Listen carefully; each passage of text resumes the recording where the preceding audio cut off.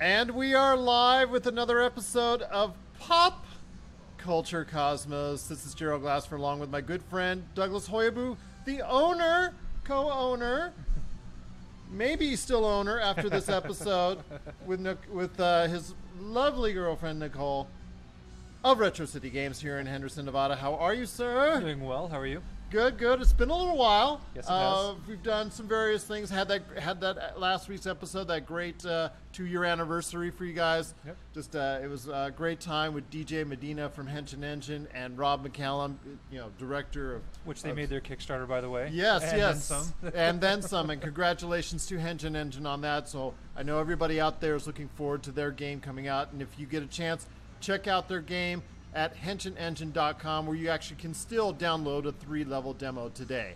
Our good friend Rob McCallum was also there. He's got several projects out.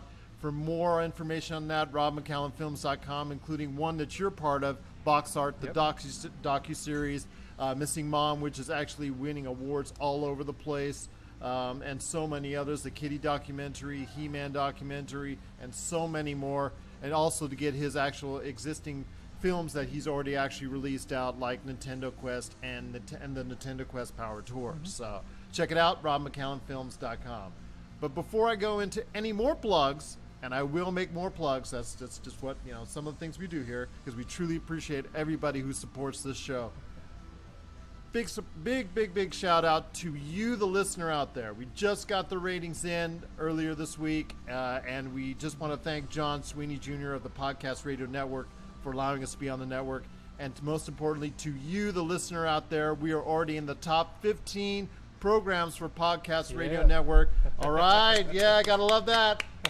Almost 7,000 of you have already listened to us, so we truly appreciate you listening to us. It's just so overwhelming, the support that we've gotten from you, the community out there. We truly appreciate it. We're going to try and do what we can to bring you more entertaining shows in the future.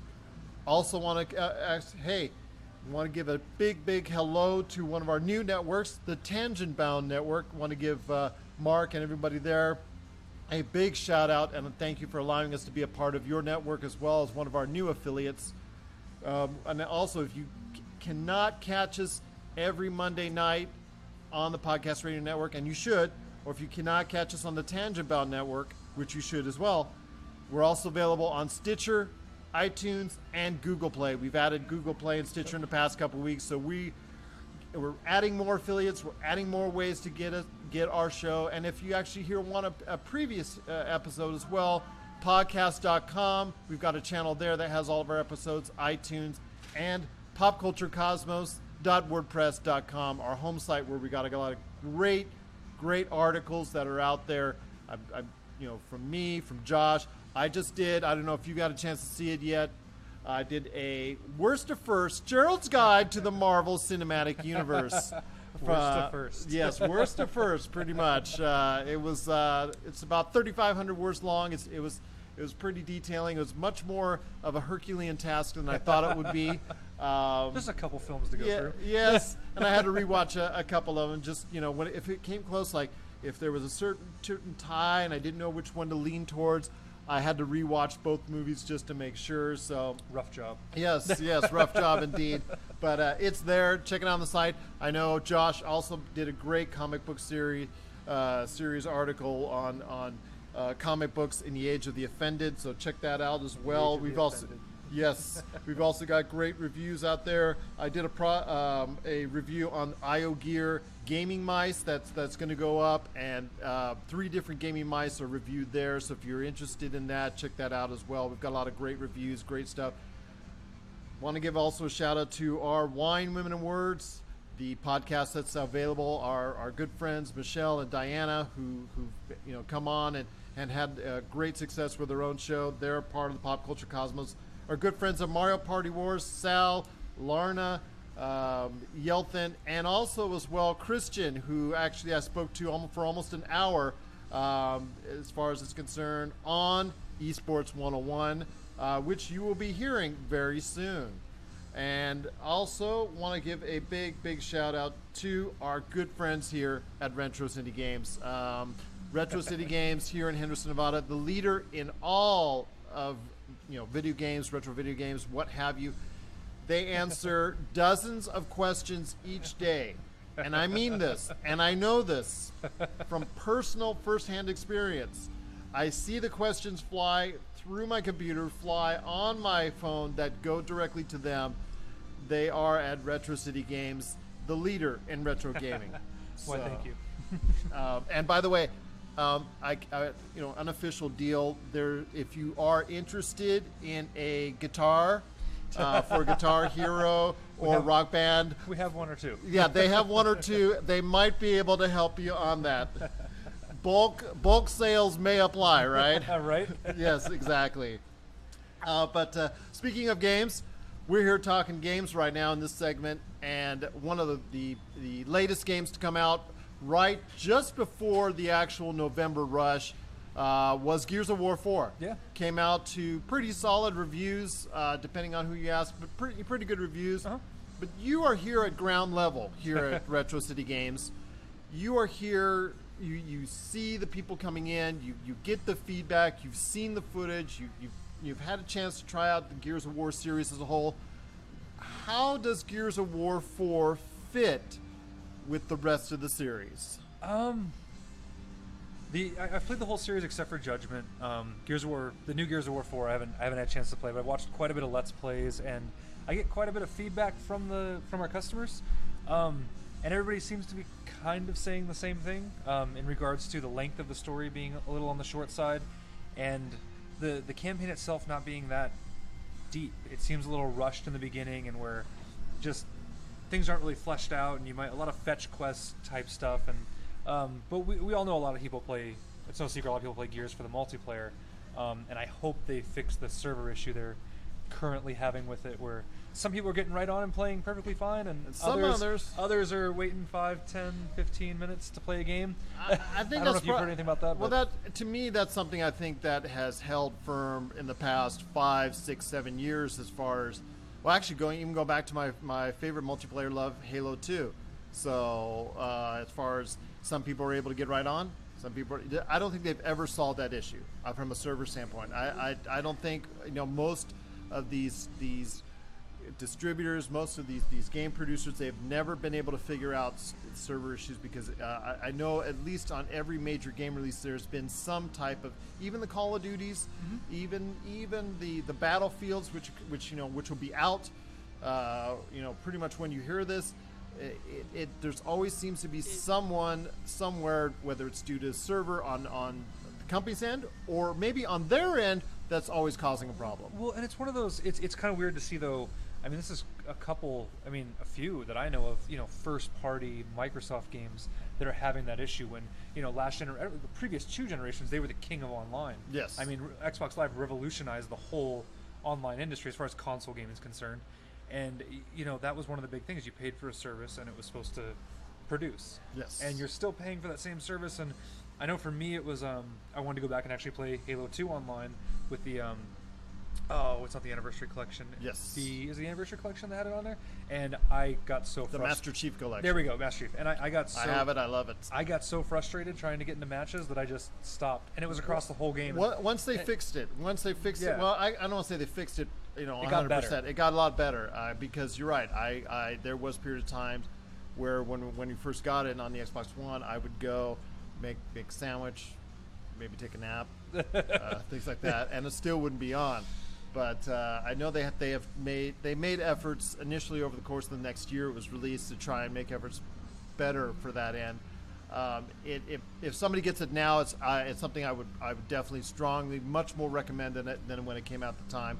I did not review it as kindly then as I would now. So it's definitely to their advantage right now playing it, because those series of games looks a lot better than the original versions, and it plays a lot better at this point in time. Well, and to me, it was a little forgivable. I mean, they were packing a bunch of games in. It wasn't a budget release, but it kind of was with the amount of content you were getting, kind of like a rare replay type situation. And with Gears, I was really surprised that it wasn't just 1 or 2 people. It was virtually everyone telling me, this is an issue. Well, here it goes as far as we talked about the Master Chief Collection, but the Gears of War Collection, which is now out on the Xbox One in the form of being an add-on for Gears of War 4, which for someone who bought it personally, previously is kind of a little bit, hey, why did I buy this as far as You can initially? get it for free Yeah, now. and I can get it for free now, but the games do look a little better. I'm just kind of bummed out on that. But when we talk about Gears of War, the series and how it fits in, shapes in Gears of War 4 fits in with that mold. What are your thoughts as far as the Horde mode, which everybody seems to be getting really into? That version has really, been made stronger. I'm glad you brought that up because that's probably what I'm most excited for. Well, and that's become their moneymaker over the past year since Gears of War 2. Well, I remember that's what I was saying. Gears of War 2. I remember, they revolutionized it. I remember sitting with my friends. There were 4 of us on 2 Xboxes in the same apartment, and we all sat down and we started. It was like 9 or 10 at night, and we saw the sunrise by the time we got through level 50. Yeah. I mean, it was one of those. It was just, and it kind of brought couch co-op back in that age of where everything was being pushed to online play. Even though we were technically playing online, we were all in the same place, cheering and yelling at each other and stuff, and it was just fun. So I'm kind of looking forward to doing that again. I'm kind of looking forward to it too, but I'm also want to see more. I know it had team-based co-op in the past, and I'm not sure if that's something that I think it's only is it 2-player co-op. It's 2-player now, yeah. Which is kind of a little bit of a shame. It's a little bit of a step back because I missed that 4-player co-op experience with people going through a campaign. I know it's not been done at length, but I think it's something that a lot of developers should look into because I think it's something that I know that there's been games that actually tease co-op a little bit, but they tease like maybe a 30-minute segment here or a 45-minute segment there, and it really just doesn't qualify as a true co-op, group co-op experience. Yeah. Because it just seems nice to get, hey, 3, 4 people together and let's go at it, as opposed to just maybe 2 on a couch co-op or whatnot. I really do miss couch co-op, and I understand like the limitations of systems, and they're pushing to make games look better, have more things going on, and systems just can't handle 4 players running through the same campaign. But I would take a little bit of a degradation or a little step back in graphical fidelity and quality to be able to play with all my friends sitting in the same room. Cause, yeah, exactly, and go through the story together. Yeah, live and the PSN are great and all, but I find myself not really utilizing them for those things because it's you're talking to somebody, but there's no feel of experiencing something with someone. Yeah, exactly indeed. Well, your thoughts on Gears of War as a whole, we've talked a little bit about in the past, but what does Gears of War mean to you as far as the series is concerned? How high do you think it should be held as far as in esteem regarding with gamers out there? Because I know as far as it's been thought of as a foundation and a pillar and a benchmark for Xbox as far as behind Halo, but now that Halo 5 has not really done what it needed to do, especially from a campaign standpoint, do you think Gears of War can now, as a series, pick it up based on this past? I think anytime you shift developers, especially when it was it's no secret that Cliffy B, this was kind of like his brain. I'm sorry, Cliff Blazinski. Don't want to get murdered over that. It was his kind of brainchild, and it all started from the idea of I want a chainsaw and a machine gun. Yes. And how do I implement that? Yes. And I know that seems like a very simple, basic thing, but it sparked this whole concept of Gears of War, and it's tough when you switch developers and you have to have another team pick up where somebody else left off and say, all right, how can we make it, just as good but different, our own? And I think it's suffering from that, same as the Halo series is, where they don't want to stray too far from those roots because they don't want to leave behind what Gears or Halo is, but they also don't want to just do the same thing over and over again. And I think that makes for very just not blah gameplay, but in the sense of Halo, it just was uninspired. It was just, I felt like it was just shoot this group of guys and run over here, where it wasn't story driven. It didn't feel like I was really fighting in this war. I really enjoyed Gears of War 1. I really too. that story, even though it had its issues, it still felt like it was a compelling enough campaign for me to go through and continue. And then I was enamored for quite a bit on the actual multiplayer at that time because I thought it was unique and engaging and something that you could get a group of friends into and play your own private matches for quite some time. Well, it was a benchmark in graphics and a benchmark in there was no real big cover-based multiplayer No, games. none at all. I mean, especially in the shooter genre, there's nothing that was like that at all. So it filled that void. Yeah, it did indeed. And I know with Gears of War 2, while much of it felt the same, as we talked about, the Horde mode is something that they added in, which, you know, at that time revolutionized the industry, and which everybody seemed to jump on thereafter. And now they're doing again with enhancements to the Horde mode, making it more like almost like a strategy sim as far as it's concerned. It just seems like the Gears of War series is done pretty good. It's done as far as, you know, maybe could do a little bit better. There's some changes and tweaks I think they're still yet to be made when a Gears of War 5 ultimately comes out, but I think the series is headed in the right direction. I think, you know, story issues or slight other issues aside, that I think they will work it out. I think the Coalition with Rod Ferguson, who, yes, I understand he's not Cliff Bleszinski, but he's someone who has been with the series throughout, and it's something that he is familiar enough with to take the series forward. I would agree with that. And like I said, it's just I hope that they make it a little more their own instead of trying to. I don't know. I feel like Gears has such potential in being a bigger experience, and I don't know. Like I said, I haven't played the newest one. I've watched quite a bit. It's just feels a little. I don't want to say linear, but it feels that very. I feel like cover-based shooters don't have to be this linear corridor-based experience. I feel like it could open up a lot more, and they could do a lot of things with that involved with the multiplayer and the game itself. But I don't think it should be open world. No. I'm not saying an open world, but it's still. I don't know. The parts that I've watched still feel just kind of claustrophobic, like the previous ones. It feels a little. I don't want to say it forces you in a direction, but it kind of just moves you to these spots. I don't feel like I have too much of a choice, if that makes sense. Yeah, no, that definitely makes sense. That definitely makes sense indeed. So, and I think, like I said, Gears will be a strong seller throughout the holidays. Now that Xbox One has actually been on top now for 3 straight months. The news came out recently that they've beaten PlayStation 4 3 straight months in a row. I think the future looks strong for Gears of War being another solid hit for this holiday season, if still promoted strongly. So it needs to be strong. I mean, Microsoft doesn't have too big of a first-party lineup coming up at all, and so they're kind of banking on Gears. I think that's part of the reason they released it so early, is to really push advertising moving into the holiday and creep some sales before everything else comes out. And I was surprised at the quality of the game itself, considering the fact that early 2015 is when they really started on the project, or when it really kicked in, or was it early 2014? It was.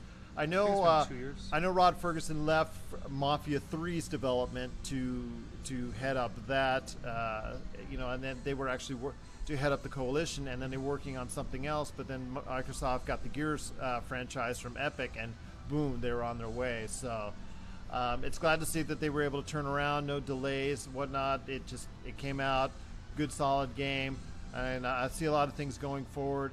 And if you have any ideas, if you have any suggestions on where Gears of War series should go, or just have a comment about the Gears of War series itself, leave a comment with either Retro City Games, Game Source also as well on Facebook, which is one of our great sites covering the world of video games and the industry as a whole. And then, of course, us right here on Facebook at Pop Culture Cosmos. You can give us a shout out at any time.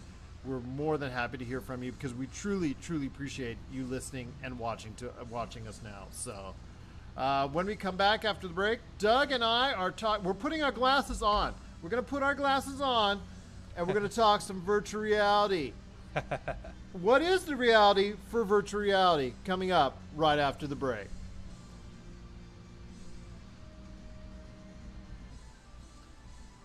Was that too loud, or? I don't know if I actually hear. You know what? I'll just leave it. I'll listen to it after. But it's. I mean, it's still quieter than the 2nd year anniversary. Oh God, yeah. Couldn't have been any louder. Yes, which was a great time, and I hope everybody came out to go see it, because it was just a fun time. That although at one point DJ was talking and Rob was talking, there was this baby crying. The baby crying was cracking me up. Yeah, and that's all you hear on the radio. It's like, oh, that's. Me, I like those ambient sounds, but sometimes it's just like, there's maybe that one sound you don't want to really hear. But we appreciate you watching out there. I know we kind of came on Sunday sudden. It's a little bit different day for us. but we had a little bit of rescheduling. Appreciate you being patient with us, and hope you enjoy it. Once again, it's Pop Culture Cosmos live right here at Retro City Games. Retro City Games, indeed, with Nicole, basically running the show as she always does. True story. True story. No, I'm just kidding. We are got a lot of great stuff planned in the weeks to come. Got a great Marvel conversation coming here next week's episode, so look out for that. I know I've gotten a lot of flack already over the article I wrote on my worst to first, so we'll see how that happens. You always have the fans, right? Yes, yes. But Josh and Diana from Wine Women Words, they said they would like to speak to me on live. For those who are going to have our next podcast will be after this one, will be devoted to that indeed. So we're going to talk some virtual reality here when we come back from the break here in 3, 2. All right, and we're back with Pop Culture Cosmos. This is Gerald Glassford along with my good friend Douglas Hoybuth, the co-owner of Retro City Games right here in Henderson, Nevada, the place to go for retro gaming here in all of Las Vegas. That was pretty good. That was pretty good. Once again, want to thank everybody that's listening out there on the Podcast Radio Network. In our first month, we hit the top 15, and we are just truly thankful to everyone out there. Almost 7,000 listeners already. We just truly appreciate it. Just blows us away every time we even say every time I even say those numbers. It's just like really. So Tangent Bound Network, we appreciate being aboard your network as well. We want to thank you for allowing us to be on your network. If you get a chance, go to tangentboundnetwork.com and check out all the great shows they have there as well. Podcast Radio Network, they run every single night of the week. They got some great stuff. John lines it up, and as John Sweeney, just great guy, just lining all these great shows up for everyone to listen out there. If you can't catch us on either one of these and you're listening to us somewhere else, you're probably listening to us on Stitcher or on our Pop Culture Cosmos iTunes, Google Play, podcast.com channels. All three of those entities we're on. Stitcher we're on as well, and popculturecosmos.wordpress.com. That's our home site. You can catch some of our episodes there as well. My goodness, a lot to plug every time, but we want to make sure we get everything in because we truly appreciate all the different ways that you can hear us and all the different people and all the different places that actually will house our content. Right. So, because remember, there was a time where I wasn't able to go ahead and I was begging people, hey, I got this great show. I think you'd like to hear it, right? And they would either, throw, hey, okay, yeah, you can put it on our network for $10 billion gazillion dollars, it seemed like, or, we'll get back to you and whatnot. But hey, it's great to be here. It's great to be talking to you out there. And we're now talking virtual reality because there is now a reality with virtual reality. Pretty much all the main players are out. All the main players are aboard, and I'm sitting with a man here who has now spent a good deal of time. He's actually probably still thinking he's in a different reality as we speak. I will no. Exactly. Wouldn't be a problem. Moving that out there for him. But you've had a lot of time to experience the PlayStation VR, which just came out, brand new. A lot of software support for it, which is good. I've got some quabbles about that, but we'll go into that in a second. Okay. And then you've also got the Vive. You also got the Oculus Rift, which has made more headlines recently from its founder than from anything else and his comments. You've got Google Cardboard, which still seems to not go away as far as a viable option. Samsung Gear VR. Those are pretty much the main players at this point. I'm sorry if I'm leaving anyone out. It's not intentional, but those are pretty much the main players at this point. You either go, it seems to be low end, a middle, and then high end stuff. Am I wrong in saying that? I would agree completely, and I think that's not only just the quality of the product, but the price, and I think that's why I think something like the release of PlayStation VR, I was really, really hesitant with a $400 price tag. Having played a lot of the other stuff, But when you say that 400, the one with all the equipment, the one that people are really kind of need is the 500. The 500. That's actually the one I picked up. I had a camera. I was drawn by the fact there was a smaller camera. Yeah. It's half the size. I mean, it is quite small. It takes up a lot less real estate. I just wanted new Move controllers, things like that. I've had my Move controllers since they came out during the PS3 era, and they're just dingy and old. They're just well-used controllers. One of the few, like me, who used Move controllers and enjoyed Move when it was out. If you like light gun shooters, it turns half of your favorite PlayStation first-person shooters into basically an arcade light gun shooter. I mean, I played through Resistance 3 the first time like that. Killzone. Part of the Killzone series like that. I mean, I really, really, really enjoy them. Even Time Crisis and things like that now have Move support. Yes. It's a no-brainer. There's no hardware to set up. You set up a camera, and that's it. And then you pop it into your gun and go. I love the sporting game Sports Champions. That was a lot of fun to play. Frisbee golf. Yes. But the table tennis, not table tennis, but tennis was was really good on it. Yeah, table tennis was really good on it. And archery, I kind of like the wee back. But need I digress? That was the past of the Move controller, but the Move controller has a new use now in PlayStation VR. So tell us, Doug, in detail exactly your thoughts on the PlayStation VR now that you've had a chance to try it out for a bit. Oh man, there's a lot to that. Well, we've got time. I'll start with the Move controller. I was hesitant because of the way they've integrated the Move controller before, as more either a part of a peripheral, like i.e. a gun or a sword handle, things like that. And when it was in your hands, it very much felt like I was holding a controller and doing things with it. With the Move games that I've played so far with it, not all Move games use it, and some games give you the option. Even what is it? The Until Dawn. I was just playing it last night. Is it Bound in Blood? Blood. Russia Blood. Russia Blood. There we go. You have the option to either use the controller or the Move controllers. Yes. I found that the Move controllers were much better. They turned it more into just a shooter, but it's a very underrated. It will always go down in history to me as a very underrated apparatus, underused. I think this will change that. It underperformed. I know sales-wise dramatically, but I think as far as what it contributed to the video game world, I think yes, it came after the Wii and the Wiimote and whatnot, but I think it was a much better iteration of motion control. It was so much more than what the Wii was offering, though. With the software, especially. I mean, there's very few Wii games that really integrate true motion controls. A lot of it is either doing a certain movement, which is the same as pressing a button for all intents and purposes. Yeah.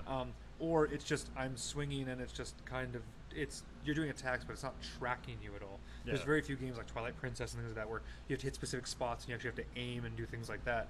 I wouldn't say all, but all the Move games I've played were like that, where it's very much about accuracy and using the controls and actually getting good at it.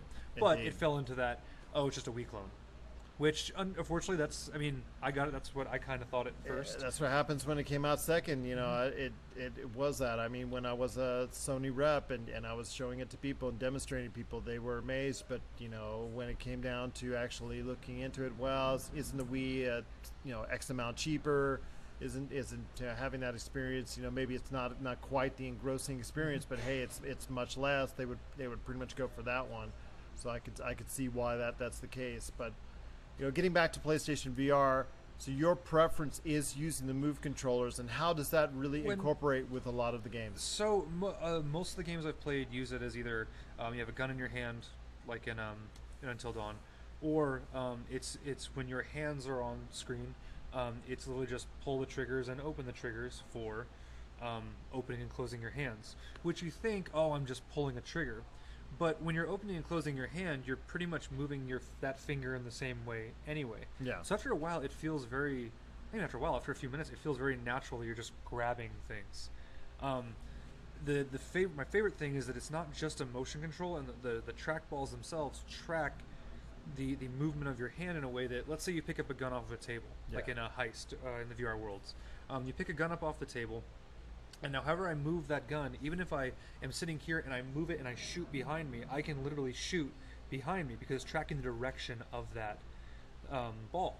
Well, when you pick up a magazine, you don't just hit a button and reload. You have to actually physically pick up a magazine and stick it into the gun. Well, the first couple times I was just kind of sticking the controllers together, and nothing was happening, because in most video games you just touch things and that kind of works. You have to physically track that ball into the bottom of the gun. And to me, it was those little tiny things that after 30, 45, an hour worth of playing, everything just started becoming natural. Where I'm just sitting there playing, but I'm ducking out of the way of things, and I didn't have to think about it, and it didn't feel like, oh man, I'm using a motion control to do these things. It just kind of, after a while, it's so immersive, and there's nothing that you feel like, oh man, I can't do because it's limiting me. I feel like with motion controls in the past, like I said, if you're shooting something on screen, you're targeting the screen itself, like a light gun shooter. In this, I'm in that world, and I just happen to be, moving how I want. So I can shoot and move, touch, grab, do whatever to the environment around me. Okay. And I feel that move controller really helps with that in the way it tracks. Oh, no doubt about it.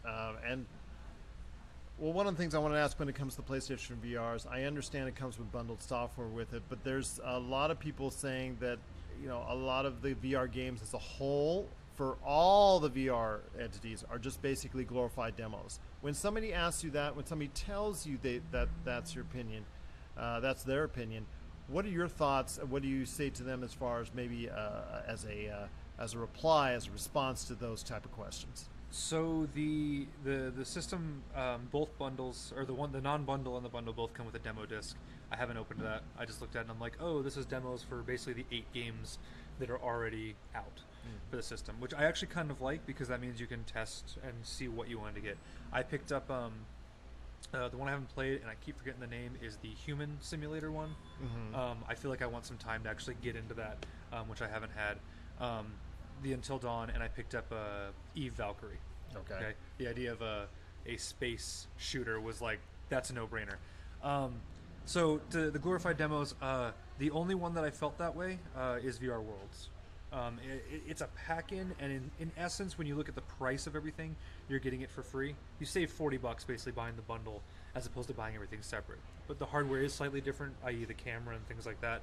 But the games, those games definitely do feel like more of a proof of concept. Heist is maybe, I want to say 45 minutes, an hour long. It's fun, but half of it you're sitting there being interrogated, just looking around a room. Yeah. The underwater exploration is very much just sit there and look around the water. And just wait. Okay, you're not swimming. Nope. Not in the 2 that I did. There's, I think, 5. There's the one from we saw the videos of where the shark attacks. Yes. That was the first one Nicole did. And you basically sit there, and it's more about watching what's going around. You don't actually interact with anything. The coral one, you had a little bit of interaction, but not much. And then there's 2 or 3 other dives you can do. The luging one is very much just it's motion. You just lean left and right to control. It was fun for a few rounds. I don't see myself going back to really try to get like high scores like it's trying to get me to do. And that's what I wanted to ask, because a lot of the developers, when they make some of these VR games, they are kept short because they're worried about obviously they're worried about people getting motion sickness, things of that nature, even though they guarantee that it's been reduced to a minimum. But doesn't the games actually end up suffering themselves? A little bit, and that's what I was starting out with VR World, because I wanted to compare that to the other 2 that I've played, and VR Worlds is definitely that. You can tell they just wanted to. The underwater exploration is very much just we're showing you what we can do with an environment. Heist is very much, all right, this is what we can do with weapons and shooting, and this is how it works. The it's head ball or whatever is very much like the losing one, where it's just showing this is how we track movement and how natural it'll feel. But once you get into the other games, like the Until Dawn, where it is on a rails. I mean, it's a roller coaster. In essence, it's a rail shooter is basically what it comes down to.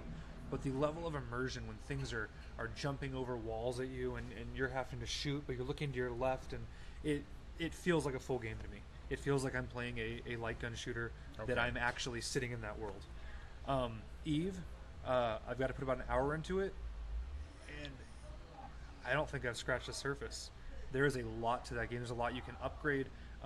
The multiplayer is pretty awesome. It's 16 players online. Nice. The campaign you can run. Unfortunately, you can only run the campaign cooperatively the little bit campaign that it has cooperatively over the internet. So you have to play with somebody else that has it. Okay. There is no obviously couch co-op. Although it does display what you are playing on your TV in a much lower resolution. I don't know if they could integrate interaction with a second player that way. I don't know if the unit itself has enough power to handle that. Yeah. There already is a secondary box you have to plug in, but that's a whole other story that helps with some of that processing. But to answer your question, and truly, I feel like it's like any launch title. I mean, is it indicative of what the final opinion of the system will be? No. Is it a great start in my opinion? Yes. I have no regrets in buying the system. I have no regrets in buying the games that I've bought so far. Something like Eve, I'll go back to all the time. What's some of the feedback that people are telling you about VR? So that's what's weird. The reviews I've seen have all been slightly mixed, but overall positive. I think the problem is it's pretty limited right now. If you didn't pre-order it, I got really lucky in finding one because my pre-order had an issue, it turned out. So I got lucky and got one. But I know a lot of people that want it, and either it's the price point or it's availability right now. So the people I know that have played it are loving it. But I don't know a ton of people that have it, I'll be honest. It's one of those things. I mean, especially if you don't have a PS4, I mean, you're looking at an entry point of what, about $1,000? I mean, that's a steep price point. And if you're interested in the Vive or the Oculus Rift, the price goes even higher because you need a gaming PC that supports it. So you may either have to replace or upgrade that PC. And then you're looking at $700, $800, $900. It's exactly. It's definitely for the money.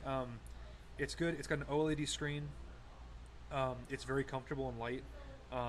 The only issues I've had a little bit is if you get a little because some of the games you're actually moving and things, if you get a little hot, it can fog up the lenses a little bit, and I've had issues where I've had to stop and like grab the microfiber and clean them off real quick, just like regular glasses. Of course. My only pet peeve, and I don't seem to remember it too much on the Oculus when I played it, a little bit. It's an OLED screen, it's 1080p, but the games, sometimes you can see the screen a little bit. Does that make sense? You see between the pixels ever so slightly. Yeah. It's bothersome when I first put it on.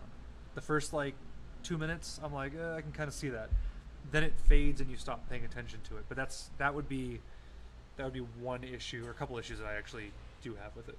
Now I know a lot of big time developers big time publishers have also stepped into the VR world. I know there's going to be a new Warner Brothers with the new Batman VR game coming out. Obviously, it's out. It's out. It was actually the hardest. Yes. It was one of the hardest games to get because that's what everybody wanted. The EA with the Star Wars Battlefront X-wing missions. Oh God. No, what? Say it. I know. I want it. I just haven't done it yet. Oh, okay. Are they available for downloads? No, it's not. Because They're I this last night. They're only available for retail shelves on. Is Star Wars out? Is it out yet? I'm not. That's what by this time it'll be out. Okay. Yes. Yeah, I could be wrong, but I don't believe it was a launch. Okay. I don't believe, but because unless it's separate, 'cause it might be part of the DLC in Battlefront. Okay. Because I didn't see it as a separate download when I was looking through the VR. But I know that's going to be short but very sweet as far as being able to sit in the cockpit of an X-wing going on a mission there. So I know a lot of people are curious about that. I'm excited for that, but come on, VR lightsaber battles. There you go. That's what I want. There you go. Fair enough.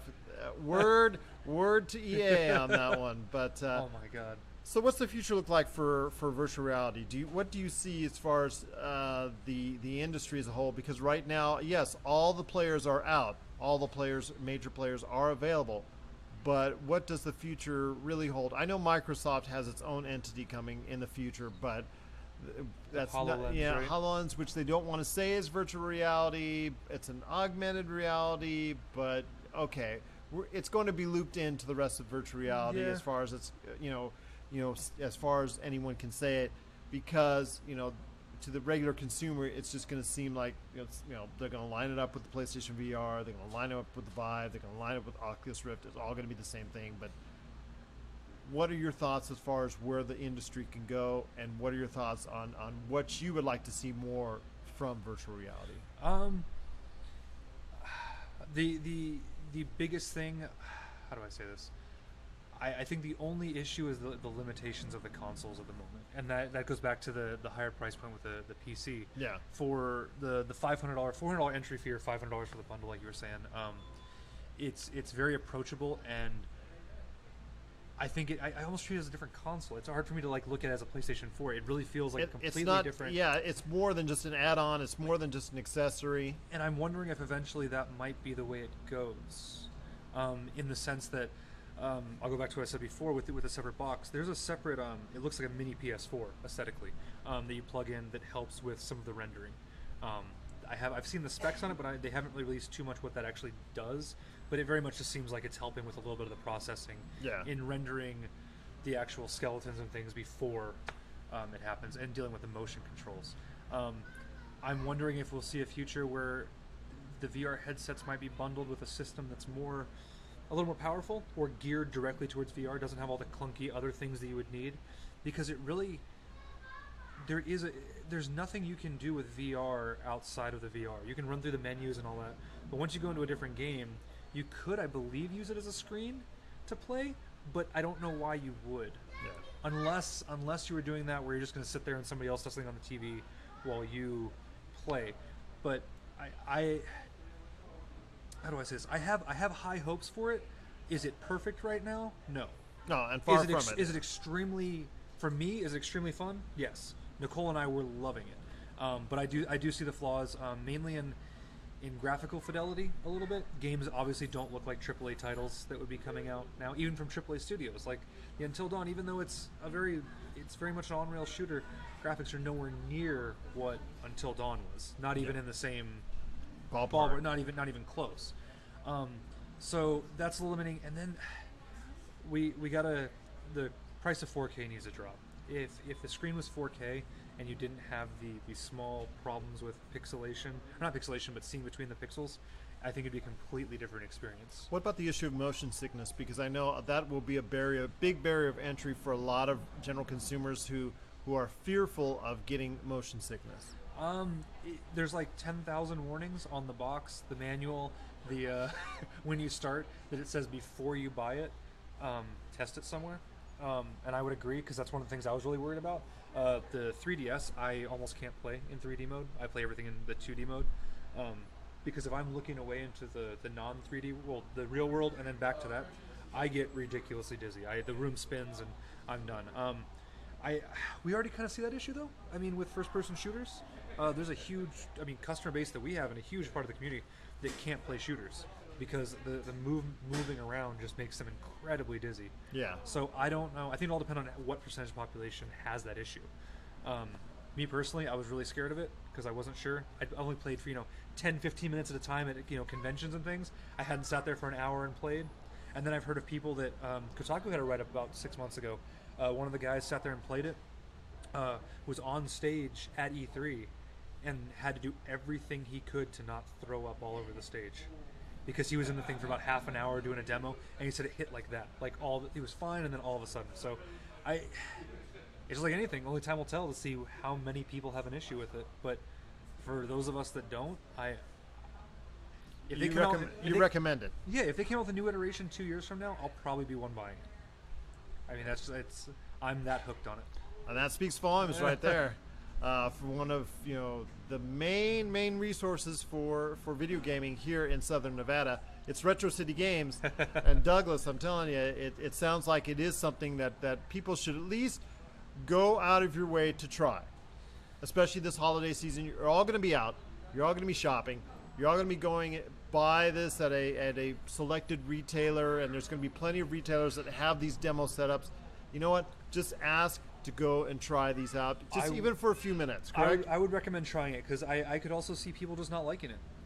It really is. I don't want to say you're physically moving, but some games you are. It's a physical experience, not in the sense of like I said, a Wii or a traditional move, but there definitely is an interaction that isn't just hanging out, laying on your bed, or sitting on a couch playing a game. It definitely is a little different than that. Do you see it going the way as far as other similar type of experiences? In the fact that when the Kinect came out, that was heralded and things like that. I want to see something like that, because that came in with like a flurry, and unfortunately just died a miserable death once the Xbox One came out. Seeing as how I have one of the last Xbox One Connects probably still plugged in. It's I wasn't that big of a fan of the Kinect, mainly because it felt like the Wii to me, where the games that were really interactive, I'm standing there and doing all this stuff, and it just wasn't the I don't know, the chill hanging out experience that I kind of wanted with a video game. I think VR is a little different though, in that it transcends the gaming medium, where I can watch, there's VR experiences such as I can go to a museum literally in VR and walk around that museum and look around. There's movies that are being pitched and worked on in VR right now. There were experiences at Hatsume Miko, like concert experience that I downloaded last night. It finished while I was sleeping, so I haven't had a chance to play it yet. But there's more than just the gaming aspect. I could even see some sort of chat experience where, I have a relative in another state, and we both have it, and we could chat face to face and actually, I don't want to say interact, but be there. Yeah, or be surrounded by several different individuals from all over, like all surrounding you, whatnot, on a group chat. And so I think even if a lot of people don't adopt it early on for the gaming, there's so much more potential in what VR can be. And I think that's why Facebook invested so much money into Oculus Rift. I think that's what they saw as a potential future outside of gaming. I would agree with that. I don't know if I don't know these other last little, I don't want to call it an expo, but their last little showing where they were kind of showing some of the VR stuff. It wasn't really that exciting. It was more like I don't want to say it's like a hangout, but it was more like go talk to stranger type of thing. I don't know. It was a really weird use of it. Well, they're trying, and like you said, they're trying everything. Developers are coming up with all different sorts of uses. Some may hit, some may miss, but virtual reality seems like it's here, and hopefully this time it'll be here to stay. Agreed. Yes, unlike Nintendo's past venture with it. Yeah. I mean, if all the games were in red, I might have a problem too. There you go. Although I love the Virtual Boy. With that being said, this is again Pop Culture Cosmos. I'm here with my good friend Douglas Hoyabu. This is Gerald Glassford. Want to make sure to let you know out there that we are so appreciative of the thousands of listeners that listen to us on the Podcast Radio Network. We're also again on the Tangent Bound Network. We're on Stitcher, iTunes, Google Play, podcast.com, and our home site, popculturecosmos.wordpress.com. You get a chance, check us out on Facebook and Twitter. Our Pop Culture Cosmos on Facebook, Pop Culture Cosmo on Twitter. Doug, did you have anything you wanted to add as far as for Retro City Games? How can they get a hold of you? You can get a hold of us at Facebook / Retro City Games NV. If you guys are ever in the Las Vegas area, come check us out. Even if you just want to message us, you have a question on Facebook, want to know something, want to talk to us, let me know. You'll get that 3 o'clock in the morning, and hey Doug, I want to talk to you. More than you think. Yes. Well, you know now. Yes, I know now. Believe me, I know. But RobinCallumFilms.com if you want to check out all the great projects he has going on there, including Box Art, the docuseries. Any updates right now, or just? Our next set of filming. I know Rob was just filming on some of his travels. We will be at the Portland Retro Gaming Expo in 7 days, doing some interviews up there, and then we'll be in San Francisco right after that, and then we have later in November, some Chicago interviews lined up, and that's probably going to be it for the new year. We're probably going to see what we have, where else we can go with it, but yeah, it's exciting this month. Sweet, very sweet indeed. Henson Engine, if you want to check out the first 3 levels demo there, check it out, hensonengine.com. Good friends, the Wine, Women, and Words, check out their podcast on YouTube, and also as well on Mario Party Wars. Our good friends there. You will catch their live Twitch streams that they do during the course of the week. We